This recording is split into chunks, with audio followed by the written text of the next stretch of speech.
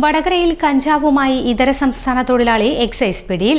Vadakara excise circle ഓഫീസും വടകര RPFും സംയുക്തമായി നടത്തിയ പരിശോധനയിൽ വടകര റെയിൽവേ സ്റ്റേഷനിൽ നിന്നും 270 ഗ്രാം കഞ്ചാവുമായി വെസ്റ്റ് ബംഗാൾ സ്വദേശി ഹസീബുൾ തഫ്തറാണ് പിടിയിലായത്.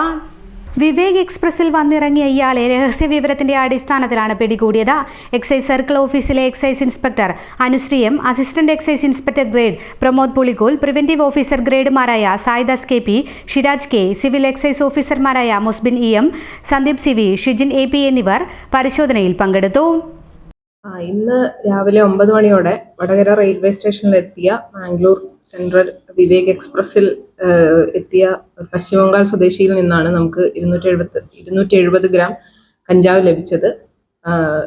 രാവിലെ 9 മണിയോടെയാണ് ഈ ട്രെയിന് നമ്മളെ സ്റ്റേഷനിലെത്തിയത്. റെയിൽവേ പ്രൊട്ടക്ഷൻ ഫോഴ്സുമായി ചേർന്ന് സംയുക്തമായിട്ട് നടത്തിയ സെർച്ചിലാണ് പ്രതിയെയും പ്രതിയിൽ നിന്ന് 270 ഗ്രാം കഞ്ചാവും പിടിച്ചെടുത്തിട്ടുള്ളത്.